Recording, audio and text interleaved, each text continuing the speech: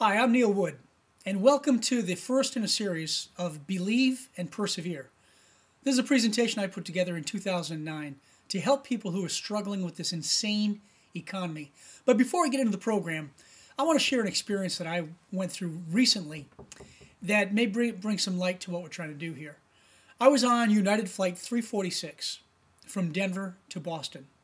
It's about a 3.5-hour flight, depending on the winds. About 2 hours into the flight, with no warning at all, the plane just dropped at what felt like 100 feet, with no warning at all.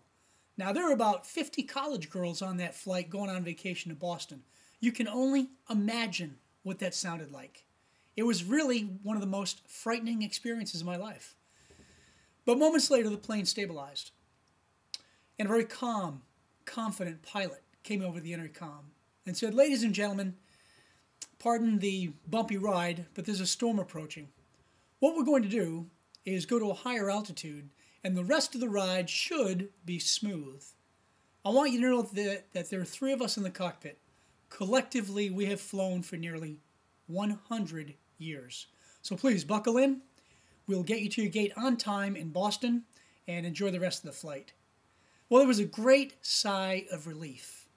And as I sat there in my chair thinking about what just happened, I realized what the pilot had done.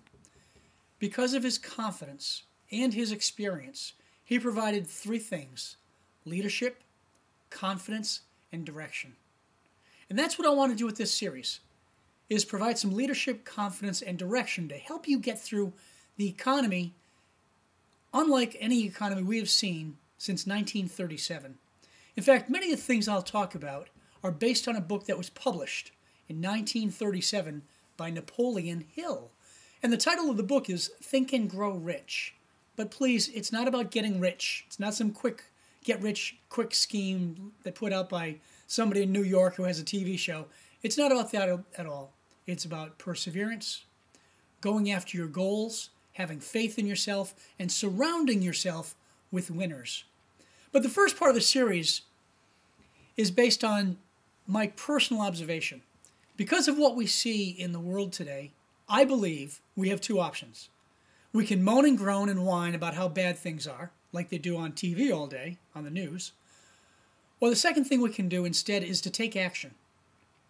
I prefer to take action. I've studied successful people for more than 35 years, and what I have found is that the reason they are successful is because they didn't whine and moan and wallow in self-pity. They took action and they went after their goals. So here's your first exercise today.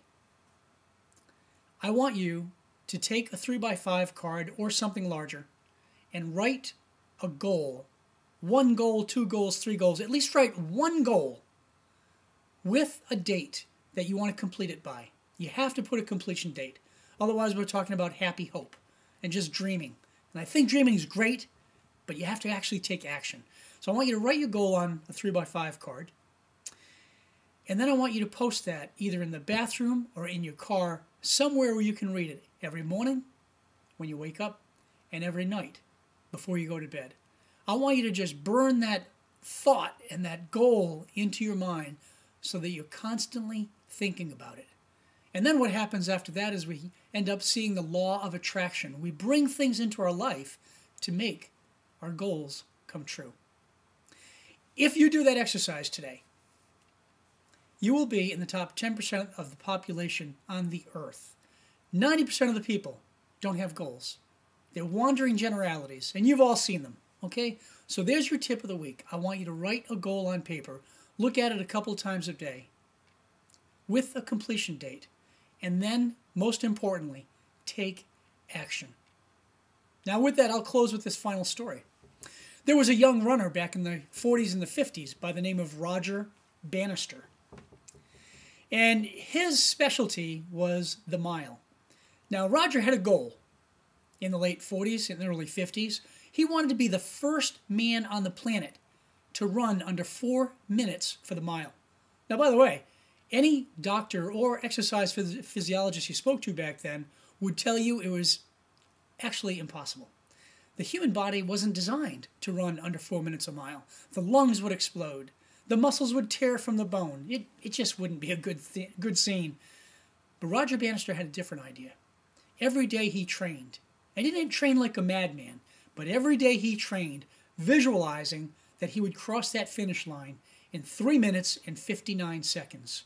And on this wonderful day in 1954, that is exactly what happened. Roger Bannister crossed the finish line in this mile race in 3 minutes and 59 seconds, which was actually on BBC Live, the British radio station, live. And that news was spread around the world. Now, I share that story because Roger went after a goal that many people would say was impossible, but he believed he could do it. He found a reason to do it. He wanted to be the first guy on the planet to do it, and he did it. Now, what I find fascinating is, one, what he accomplished, but also what happened just less than 30 days later. One of his fellow competitors ended up running 3 minutes and 57 seconds for the mile. Imagine that. Here was something, a task that many people would say was impossible, and yet two guys did it within 4 weeks of each other. What changed? Their thinking. Landy, who ran 3:57, realized that it was now possible to run under 4 minutes a mile, and he went on, and the record has continued to drop since then.